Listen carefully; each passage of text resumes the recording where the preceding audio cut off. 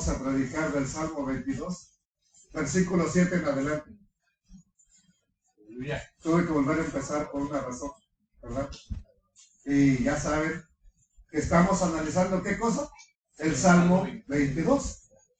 Vamos en el versículo 7, dice, todos los que me ven, ¿qué dice? Me escarnecen, estiran la boca, menean la cabeza diciendo, se encomendó al Eterno, líbrele él. O sea, que lo libre al Eterno. Sálvele, ¿quién? El Eterno, puesto que en él se complacía. Ya vimos cómo esta profecía que se encuentra, aparte del Salmo 22, se encuentra también, por ejemplo, en el profeta Isaías, y se cumple en Mateo, Marcos y Lucas, Juan, ahí lo vemos cumplido.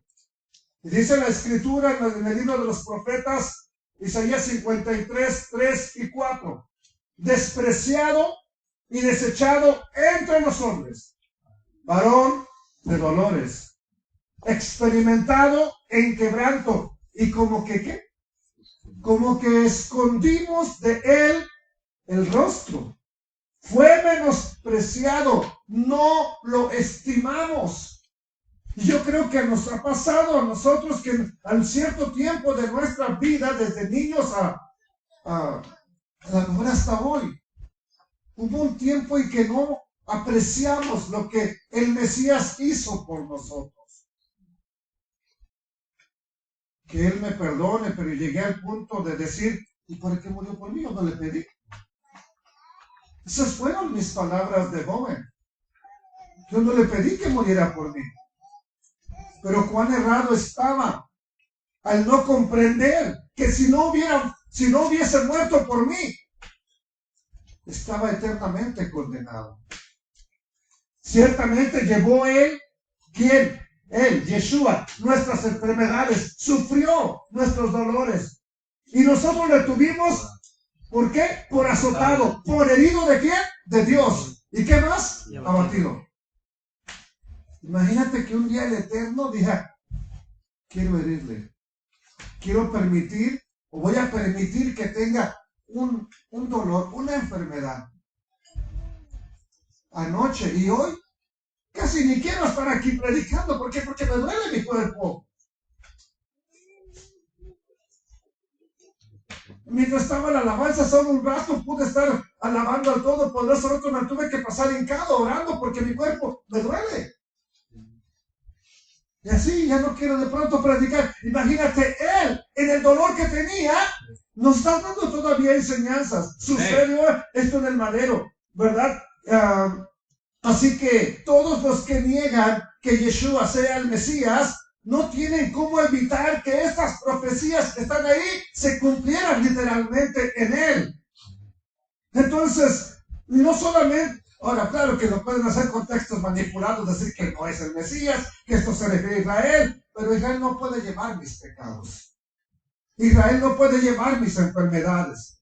Ahora, una cosa importante que debemos recordar es que en el judaísmo siempre ha habido el concepto de un Mesías sufriente, de un Mesías que se le conoce como Mashiach ben Yosef, o el hijo de José, y otro que se le conoce como el Mashiach ben David, el hijo de David. ¿Ok? Pero la imagen de un Mesías triunfante es la que más quiere el judaísmo. ¿Por qué? Porque no quieren a alguien que sufra. Y no es que no quieran que alguien sufra, quieren que los venga a liberar, a libertar, a dar la victoria. En el tiempo de Yeshua, como estaba bajo el gobierno romano, ellos estaban esperando que se manifestara como el vencedor. No estaban entendiendo que el Mesías primero tenía que suplir, tenía que cumplir la profecía de Isaías 53, tenía que cumplir el Salmo 22, tenía que morir por el pecado de la humanidad, y entonces sí, llevar nuestras iniquidades y limpiarnos con su sangre. Aleluya. Vamos al versículo 9, ¿verdad? Sí. Dice, aún en medio entonces de todo ello, de su sufrimiento que pasa del madero, dice, pero tú eres el que me sacó del vientre, el que me hizo estar confiado desde que estaba en los pechos de mi madre.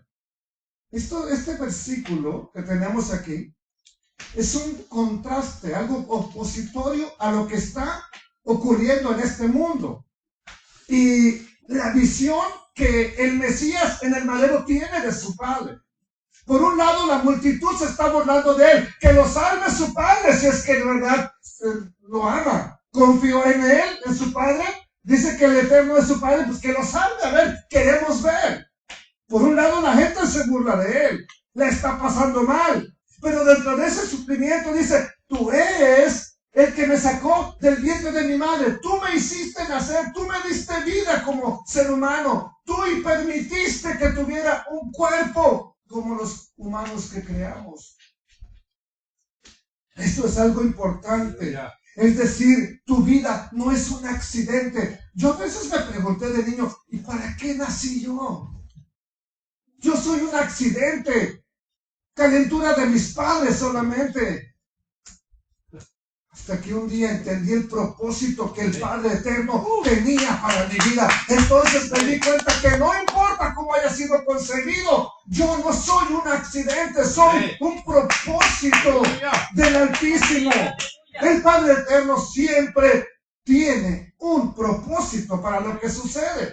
Así que independientemente de todo lo que estemos viviendo en este mundo, independientemente de las adversidades, de los dolores, de todos los momentos por los cuales estamos pasando, nunca nos olvidemos de algo. Nuestro Padre Celestial, nunca nos olvidemos de Él. No te olvides del Mesías.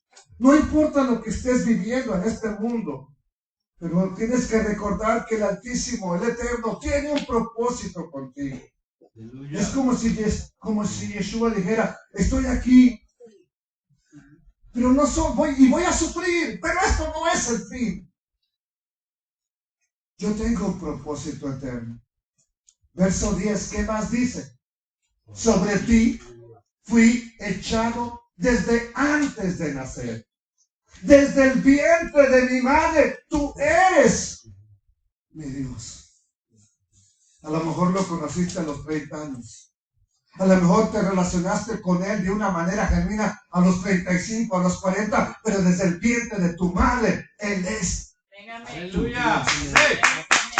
Nunca olvidemos eso. Él está en control de todas las cosas. Y David, proféticamente hablando por el Mesías, y debido a esa confianza que tiene en el Padre Eterno, que nos ha cuidado ¿desde cuándo? Desde el vientre de tu madre. Al más de alguno de nosotros nos habrá dicho nuestra mamá, tú no ibas a nacer. Es más, a lo mejor te quisieron abortar. ¿Por qué? Porque no querían que nacieras. Pero con todo y los brebajes que se hayan tomado y las hierbas amargas y las brujerías que hayan hecho, bendito sea el Padre Eterno. Aquí estamos y estamos para publicar las grandezas de aquel que nos sacó de las tinieblas a su luz admirable. El Altísimo nos ha cuidado y sigue cuidando de nosotros. No importa que ahorita mi cuerpo se sienta también. Versículo 11, ¿qué dice? Tú eres quien me cuidó ¿desde dónde? Desde el vientre de mi madre. ¿Y qué dice? No te alejes de mí. Ya lo había experimentado y posiblemente me atrevo a pensar que esto lo dice desde que está en el huerto de Getsemaní. No te alejes de mí. ¿Por qué? Porque la angustia está cerca. ¿Por qué más? Porque no hay quien ayude. Pedro, ayúdame a orar. Juan, ayúdame a orar. Jacobo, ayúdame a orar. Los tres inseparables mosqueteros. Hay que decir que los tres mosqueteros, que siempre andaban con él donde quiera que él iba, a misiones importantes. Esta es una de las misiones más importantes. Ayúdenme a orar. Llegó, ¿por qué no han podido orar conmigo, velar conmigo una hora? No hay quien ayude. Desde el huerto de Getsemaní me atrevo a pensar que está clamando, no te alejes de mí. ¿Por qué? Porque la angustia está cerca. Cuando tú sientes que viene la angustia, cuando tú sientes que viene un problema, es hora de clamar a Yeshua, de clamar al Eterno. ¿Y por qué a Yeshua? Porque Él ya lo vivió. Él ya sabe lo que se siente estar solo y no te va a dejar solo. Aleluya. ¿Oíste lo que dije? No dije no te va a dejar pasar el problema. Te va a dejar, pero no te va a dejar solo. Eso te lo puedo asegurar. Él estuvo completamente solo. Hasta el Padre lo dejó solo. Pero a ti no te va a dejar sola. No te va a dejar solo. Va a permitir que pases por ahí. Pero aunque pases por el fuego, no te quemará. ¿Por qué? Porque así como los 3 jóvenes hebreos que estaban en el horno de fuego, los metieron al fuego, pero ahí estaba el Hijo del Altísimo con ellos. Y no permitió que se quemara. Sin embargo, esa última frase, ¿verdad?, que tenemos ahí, no hay quien ayude. Yeshua nos está diciendo que humanamente no hay quien ayude. Pero le puse aquí, no hay quien ayude. Cuando estamos bajo el peso del dolor, Él no tenía quien lo ayudara, pero ahora nosotros lo tenemos a Él, que ya experimentó lo que se siente y no te va a dejar solo. ¿Sabes cuándo una persona te va a ayudar a orar? Cuando esa persona ya haya vivido lo que tú estás viviendo. Yo sé lo que se siente. Voy a orar por ti. Voy a suplicar por ti. Cuando alguien no siente lo que tú sientes, voy a orar por ti. Sí, ahí vamos a orar. Si no oro en ese momento, ya no oro. Ni cuentes con eso. Por eso de pronto cuando nos piden una oración, vamos a orar. O sea que se me olvide, ¿verdad? Sí, porque luego, ore por mí. Así, luego oro por nosotros. Se nos olvida. ¿Cuántas veces hemos mentido en eso? Hermano, varón, amigo, ore por mí. Ya voy a orar por usted. Claro que sí. Como al medio año nos acordamos, ya que vemos que se murió. Hijo del Señor, no oré por él. Tenga cuidado cuando oran. Hay una señora que se fue de aquí de Mount Pleasant a una congregación que está en Garland, Texas. Y siempre pedía, el marido la dejó, y pedía por el marido, ayúdenme a orar por mi marido, oren por mi marido, pero nunca les decía por qué. La Bárbara. ¿Sabe por qué estaba orando? Para que el marido se muriera. Así que cuando nomás le digan, ayúdame a orar, ¿por qué? No vaya a estar usted orando, Señor, contesta la petición de mi hermana, contesta la petición de mi hermano. ¿Y qué quiere tu hermano? Pues quiere que su mujer se muera. Porque ya están echando el uno para la otra. A las vivas. Aún entre los creyentes hay cosas que se ponen difíciles, hermano, de verdad. Y es real. Esta historia es real. Puedo decirles a los que tienen mucho tiempo, ¿verdad? ¿De qué señora se trata? Pero luego les digo, no lo puedo. ¿Sí? Porque lo pidió. Fue una cosa real. Tengamos cuidado, pero cuando alguien te pide de verdad una oración, hágala. Ayuden a esa persona a orar más si usted se identifica con ese dolor que tiene. ¿Qué dijo Yeshua? No hay quien ayude. Trata de imaginar la sensación que él tuvo, el Mesías, cuando todos sus discípulos, todas las personas a las cuales les había hecho bien, no podían ayudarle. Incluso el Padre Eterno no le ayudó. No es que no pudiera, no quiso ayudarle, porque era necesario que pasara por esa muerte. Se negó a ayudarle. ¿Cómo se sintió nuestro bendito Salvador? Se sintió absolutamente solo. ¿Qué te pasa cuando te sientes solo? ¿Te acuerdas creo que mi hija Damaris un día me dijo que se sentía sola? También alguien más me habrá comentado, ¿verdad? Algunos también lo dicen. Que de pronto llega un día que te sientes triste, te sientes solo, te sientes no sabes cómo. ¿Y cómo te sientes con un día, con un rato que te sientas así? Ahora imagínate al Mesías que se siente completamente solo. No hay nadie donde voltear, no hay a quien pedirle ayuda. Pero aquí es donde viene lo importante. Dijo el salmista, alzaré mis ojos a los montes. ¿De dónde? Hace la pregunta, ¿de dónde vendrá mi socorro? Y él mismo responde, mi socorro viene del Eterno. ¿Cuál? ¿Cuál de Elohim? El que hizo los cielos y la tierra. Nunca olvides eso.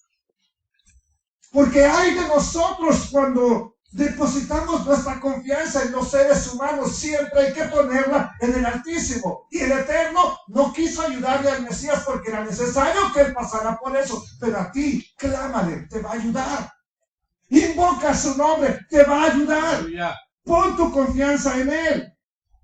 Hablando de su tristeza, el Mesías, proféticamente hablado por David, hablando de su soledad, hablando de que no hay quien ayude. Mira cómo se sintió. Por eso dice lo que dijo a continuación, en el versículo 12. Me han rodeado muchos toros. Fuertes toros de Basán me han cercado. Se sentían. ¿Alguna vez te ha perseguido un toro? Hermano Martín, ¿cómo se siente, hermano? Que no llega uno a dar más. O a la cerca, ¿no? Mire, yo tengo un rayón desde por aquí de la cabeza a toda la espalda, así. Así que quedé como pandillero rapado, hermano. Me iban persiguiendo unos perros porque me fui a robar un mango. Tantos mangos que había bajitos, no me gustó el que estaba arriba porque se miraba bien bueno, así rojito, coloradito. Y me subo. Y yo sabía que ahí había unos perrotes, pero grandotes. Más que yo estaba chamaco, yo los miraba como becerros esos perros. Y los oí. Pero allá a lo lejos. Dije, mientras andan lejos ahorita. Y me subo a cortarme el mango. Y dije, nomás me lo agarro y me vengo. Pero la codicia, siempre la codicia. Estaba otro que yo no había mirado al otro lado. Dije, me voy a comer este. Y me llevo el otro. Y me lo empiezo a tragar, hermano. Cuando oigo, pero ya casi abajo del agua. Me dejé caer como iguana vieja, hermanos. Ni el otro mango me llevé, ni este me acabé de tragar y a correr. Y los perros detrás de mí, hermano. Créame que si no me aviento en la cerca, y ya ve que le pasen a este tanto así, si no me aviento así, yo creo que me tragan esos perros. Me matan. Así que todo esto bien rayado la espalda. ¿Por qué? Por andar robando. Yo sentí horrible. Ese día sentía una adrenalina y sentía que la muerte había tocado a mi puerta, así bien cerquita. ¿No? Pasé nadando el río y del otro lado del río que unas pilas y decía, ya estaba del otro lado del río. Se lo sentí horrible, sentí la muerte detrás de mí.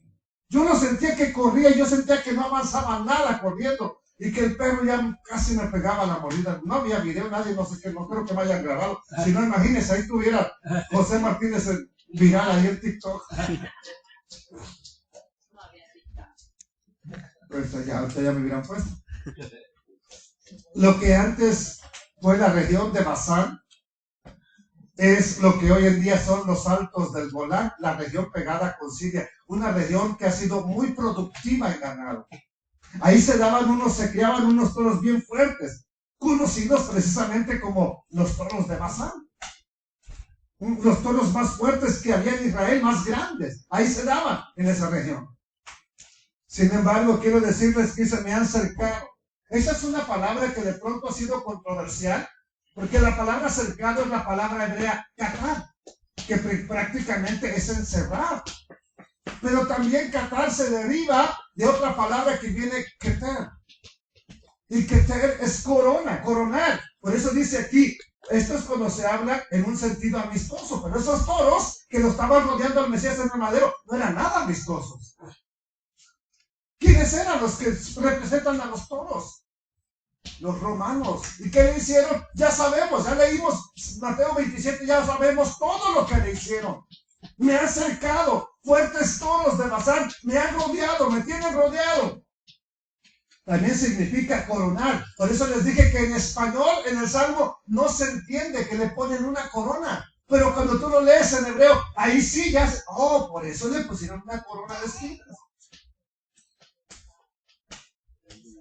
Porque esa palabra cercado es la misma palabra coronar. Y aquí lo tenemos. Esta es la definición del diccionario hebreo.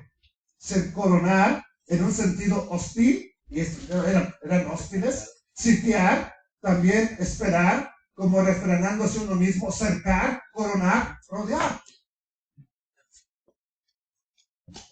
De estos gentiles, ¿verdad? Es una referencia a las naciones. ¿Por qué? ¿Por qué se dice que los toros de Basán es una referencia a los gentiles en ese salmo? Porque durante la fiesta de los tabernáculos se sacrificaban toros. Y precisamente toros de Basán en sacrificio para que el Eterno aceptara a los gentiles, los de las naciones, para que fueran un día, reconocieran la grandeza del Eterno. Es una referencia muy posiblemente a eso y que se están burlando de él. Estos gentiles entonces, los fuertes toros de Basán, ¿qué hicieron? ¿Qué hacen? Dice, abrieron sobre mí su boca, como león rapaz y rugiente. Entonces, por un lado vemos esos fuertes toros de Basán en representación de las naciones. Por otro lado nos habla del león. Y el león, ¿quién es el león? Si los toros son los romanos, ¿quién es el león? No es el diablo. Judá. ¿Perdón, hermano? Judá. Yes, brother. Y no le dije del estudio. ¿Sabe a quién representa? Jacob, cuando profetiza sobre las 12 tribus, ¿a quién le dijo que era el león? A Judá. ¿Quién lo entregó? El león lo entrega a los toros. Entre los dos, miren, esta es una imagen antigua del escudo de Judá. León, la menorá, el shofar, ¿verdad? Y todo ello. Es una escudo que existe muy antiguo. Está en un museo de arte. Y habla de la casa de Judá. El sello por excelencia de Judá es el león. Por eso Yeshua es el león de la tribu de Judá. Pero en ese momento no es Yeshua el león, sino que el león está abriendo su boca. ¿Qué es lo que abría su boca? ¡Sálvele! El Padre Eterno, si es que es hijo de él, que lo salve el Eterno. El león. Y abrió su boca en mentiras. Él dice que es el rey. Crucifícalo. Él dice que es rey. Lo entregaron con mentiras. Ahora entendemos entonces, ¿verdad? ¿Por qué dice, abrieron sobre mí su boca como león, rapaz y rugiente? ¿Qué más dice? Verso 14. He sido derramado como aguas y todos mis huesos se descoyuntaron. ¿Sabe qué es descoyuntarse? Cuando, por ejemplo, tu mano se te zapa. El pie se te zapa. Todos mis huesos, todos mis huesos se descoyuntaron. Mi corazón fue como cera derritiéndose en medio de mis entrañas. Esta es otra referencia a la muerte por crucifixión del Mesías. Una muerte que no se practicaba en los tiempos de David, por lo menos no como pena capital. ¿Quién inventó la muerte por crucifixión? No fueron los romanos.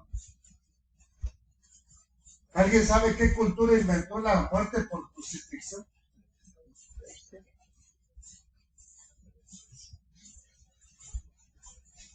Crucifixión. Suplicio que idearon los persas hace 2400 años y que se sigue usando hoy, aunque no lo crean. Un método terrible de tortura que le ha costado la vida a millones de personas a lo largo de la historia. Un registro que hay es que todavía en el 2019 se aplicó una crucifixión ¿en dónde? En Arabia Saudita. ¿Quiere investigar más? Ahí está un libro de recomiendo. No fueron los romanos los que inventan la muerte por crucifixión. ¿Quién fue?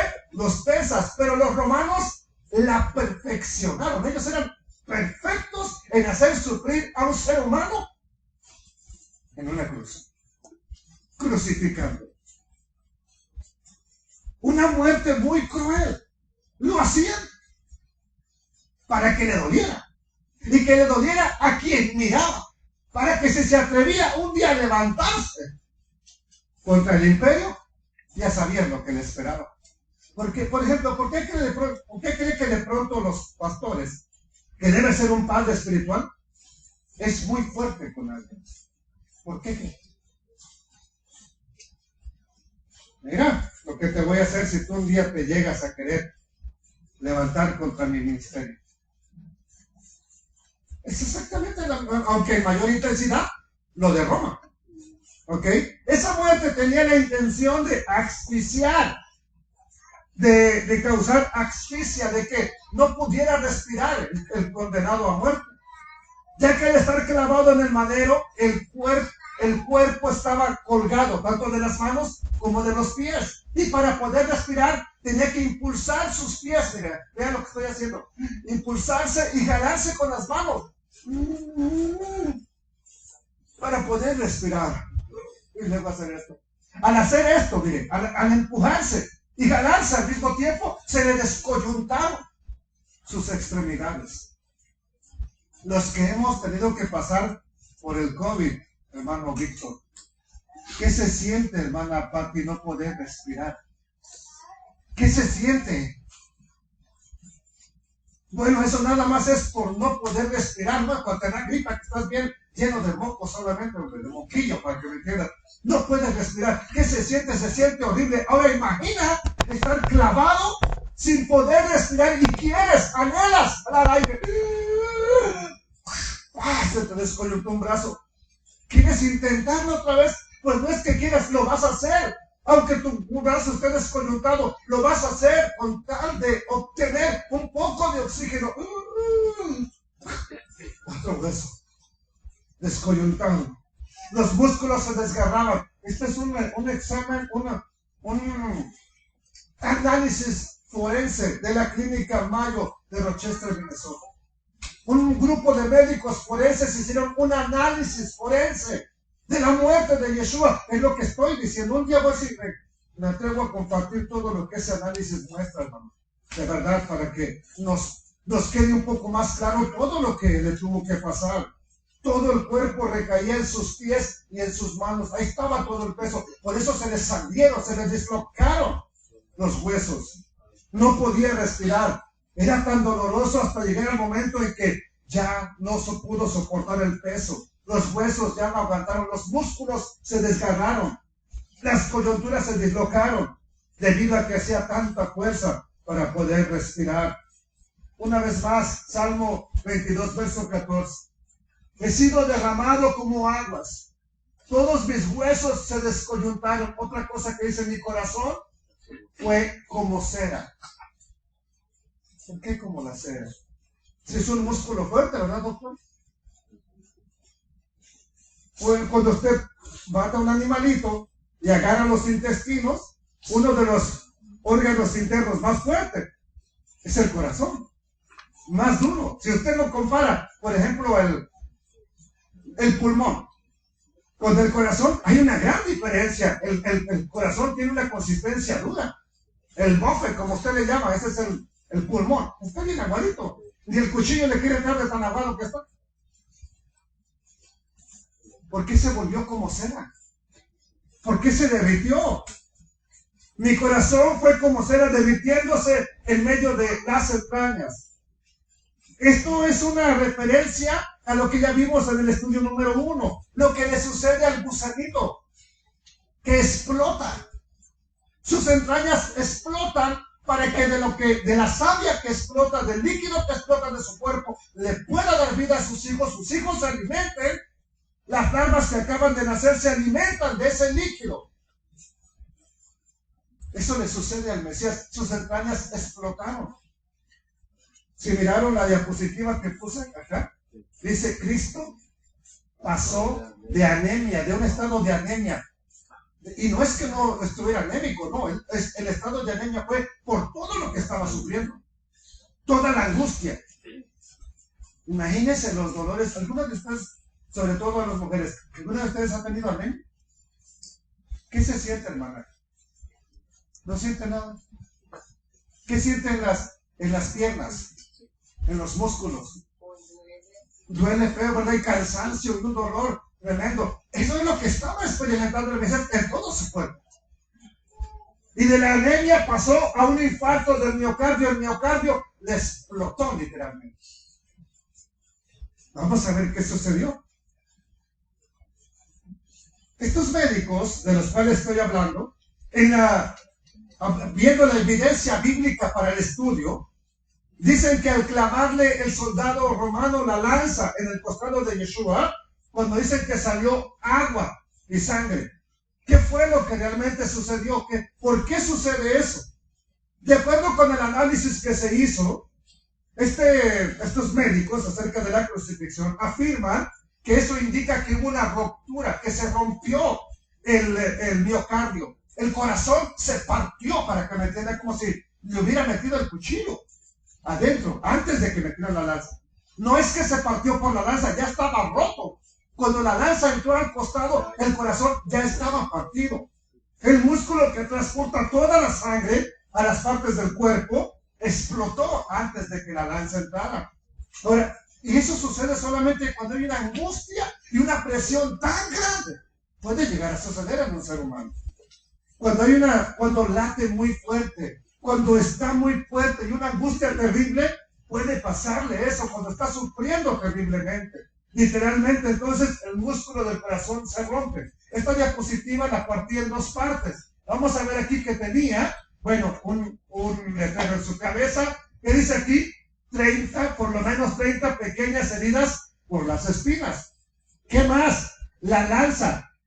Una herida de 4.4 centímetros de ancho por 1.5 centímetros de altura de altura del costado derecho. ¿Qué más? Los clavos. Sus muñecas fueron taladradas a la altura de los carpos, ¿verdad? Sus pies fueron colocados el izquierdo sobre el derecho e introdujeron el clavo por el segundo espacio de metatarsiano. ¿Qué más? Vamos a ver la otra diapositiva. ¿Qué más? 700 pequeñas heridas por la flagelación, que tan pequeñas no eran, porque el látigo tenía hueso y tenía fierro. Y cada latigazo, no es que le dieron 700 latigazos, pero si tenía 3 cuerdas, cada latigazo eran 3, más multiplicada por los huesos y por los fierros que tenía. Todo eso le iba desgarrando su piel. ¿Qué más? 700 pequeñas heridas por flagelación. ¿Qué dice aquí?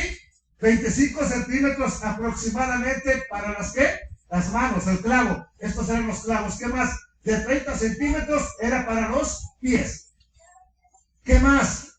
Cargó el patíbulo, la parte atravesada del travesaño de la cruz. La tuvo que cargar, algo que pesaba como 40 kilogramos, 80 libras.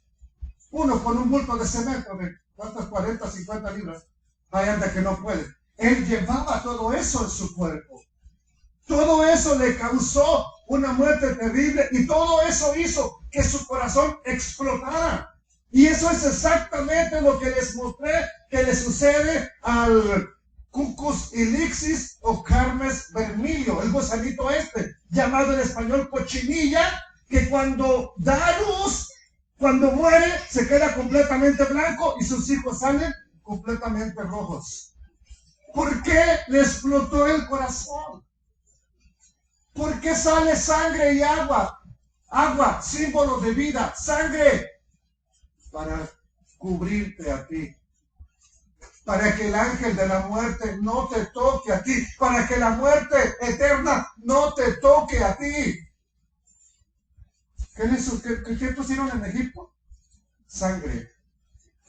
Pero esta sangre ya no es aplicada a un marco de una casa, es aplicada a tu vida. Es aplicada a tu cuerpo, a tu vida. ¿Para qué? Ya lo vamos a ver más adelante. ¿Para qué? ¿Por qué fue aplicada esa sangre? ¿Qué dice entonces? Sigue diciendo la escritura. Versículo 15, como un tiesto se secó mi vigor y mi lengua se pegó a mi paladar, tuvo mucha sed, se deshidrató completamente. ¿Qué más? Me has puesto en el polvo de la muerte. ¿Qué es un tiesto? Aquí tenemos un tiesto. Job se rascaba con un tiesto. Les voy a mostrar otra escena de tiestos. Aquí hay muchos tiestos. Es barro bien cocido. Pedazos de barro. Como un tiesto, como una vasija quebrada. Así quedó mi cuerpo. Están diciendo, el Mesías hablando en el Salmo 22. Así quedó mi cuerpo, como una teja, como un pedazo de barro, tal como lo dice la Nueva Traducción Viviente. Mi fuerza se ha secado como barro cocido. La lengua se me pega al paladar. Me acostaste en el polvo y me diste por muerto. Me dieron por muerto, pero bendito sea el Eterno que tiene el poder para poner su vida y volverla a tomar. Y la tomó y se levantó de entre los muertos, resucitó. Aleluya. Y un día, dígalo conmigo, vendrá por nosotros. Un día va a venir por ti. Un día vendrá por su pueblo. Lo primero que le sucedió a Yeshua es que su cuerpo, ya lo dije, está en un estado de anemia. De ahí pasó a un infarto. En ese proceso su cuerpo se deshidrató. Como resultado de la deshidratación y de la angustia tan terrible que vivió, su lengua se le pegaba al paladar. Alguna vez usted ha tenido sed, pero sed verdadera, no un poquito de sed, sed verdadera. Ya no tienes de saliva, no tienes nada, aunque te pongas una piedra en la boca, ya no, que se pone antes, ¿no? Ya cuando la sed te agobia. Ya no tienes nada, ¿cómo producir saliva? La lengua se pega al paladar. Estaba completamente en su boca. Y en ese contexto vean lo que dice el Salmo. Porque perros me han rodeado. Me ha cercado cuadrilla de malignos. Horadaron mis manos y mis pies. En esta parte ponían el clavo de los pies. Un clavo de 30 centímetros. ¿Cuántos son 30 centímetros? Algo así como 2 pies. ¿O pie y medio? ¿Cómo pie? Vamos a ponerle un pie. ¿Sí? Una agujita que nos enterramos, una espinita y andamos. ¡Ay, no, dale! ¡Ay, vieja, dale con cuidado! ¡Pero! ¡Ay, con cuidado! Con una espinita. Un día me enterré una astilla, hermano, entre la uña y el dedo. ¿Sabe qué se siente? Horrible. Horrible. Y así torturan de pronto los ejércitos que atrapan a un contrario, así torturan. Poniéndole espinas, estacas entre las uñas. Él lo tuvo que pasar todo eso. Perros me han rodeado. ¿Sí? Dice, me horadaron mis manos y mis pies. Esa palabra perros es una referencia a gentiles. Por eso la Biblia dice, mas los perros estarán fuera de la santa ciudad de Jerusalén. Gente que no tiene pacto con el Eterno va a estar fuera de la ciudad. Perros me han rodeado. Es una palabra transliterada del hebreo que significa nación, gentiles, extranjeros. Perros es una referencia entonces a los gentiles que lo estaban rodeando. Ya sabemos qué gentiles son. ¿Por qué les llama perros la escritura? Porque se comportan como perros, como animalitos. ¿Cómo? Guiándose solamente por el instinto. El perro no anda pensando, voy a ir. La loba, por ejemplo, no anda pensando, voy a ir y le voy a robar la bota al pastor. Me la traigo, ¿verdad? Y luego que mi amo se la entregue. No, la loba nada más viene por instinto. Ve la bota por ahí y se la lleva. Entonces, eso es ser un animal. Guiarse por el instinto, no por la razón. ¿Por qué se estaban guiando los romanos por el instinto? No se estaban guiando por la palabra del Eterno, no se estaban guiando por los mandamientos, no se estaban guiando por lo que el Eterno dice en su palabra.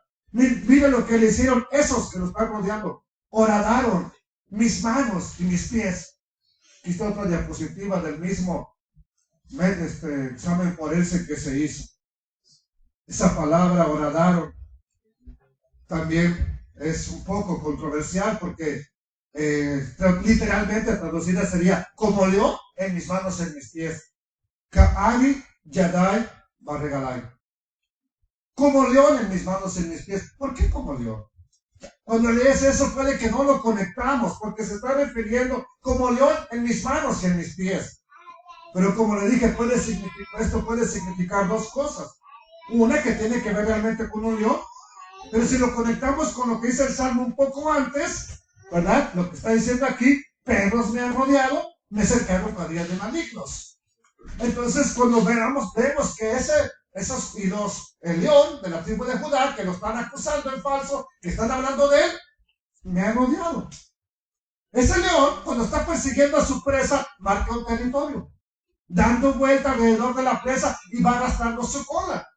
Y el animal que está dentro de ese círculo sabe que le espera un ataque.